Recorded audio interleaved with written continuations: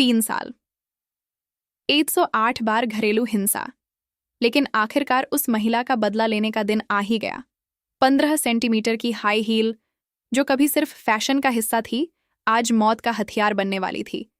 यह कोई ramp walk नहीं थी, बल्कि 3 साल तक सहे गए दर्द, अपमान और अत्याचार का विस्फोट था। कभी यही खेल उसके पति का पसंदीदा तरीका था, उसे बेरहमी से पीटना। लेकिन आज हालात बदल चुके थे। पत्नी को पलटवार करते देख पति ने नई चाल चली। उसने गुस्से में पानी का गिलास फेंक दिया, फिर दिखावे के लिए तलाक के कागजों पर हस्ताक्षर करने का नाटक किया। लेकिन उसी दौरान उसने चुपके से फर्श पर पड़े कांच के टुकड़े को पैर से उठाकर अपनी हथेली में छिपा लिया। जैसे ही पत्नी रसोई में खाना बनाने गई, उसने बड़ी मुश्किल से रस्सी काटनी शुरू कर दी। आजाद होते ही वह दबे पांव पत्नी के पीछे पहुंचा। और ठीक जब वह जानलेवा हमला करने वाला था, तभी सास किसी फरिश्ते की तरह वहां पहुंच गईं और पलभर में दामाद को फिर से कसकर बांध दिया। इतना ही नहीं, आगे कोई खतरा न रहे इसलिए उन्होंने किसी तरह अस्पताल से तेज असर वाली बेहोशी की दवा भी जुटा ली।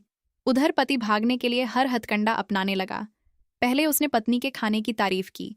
जब इससे कोई फायदा नहीं हुआ, तो वह धीरे धीरे खंभे के पास पहुंचकर खुद को नुकसान पहुंचाने की कोशिश करने लगा, ताकि सब डर जाए। लेकिन लौट कर आई सास ने उसकी चाल तुरंत समझ ली। इसी बीच अचानक दरवाजे की घंटी बज उठी। पति का बॉस अचानक घर आ पहुंचा। घबराकर दोनों महिलाओं ने तुरंत मिक्सर चला दिया, ताकि कोई आवाज बाहर न जाए। पति के मुंह में कपड़ा ठूंस दिया गया और उसे बेहोशी का इंजेक्शन लगा दिया गया। पहला इंजेक्शन असर नहीं कर पाया, तो दूसरा लगा दिया गया।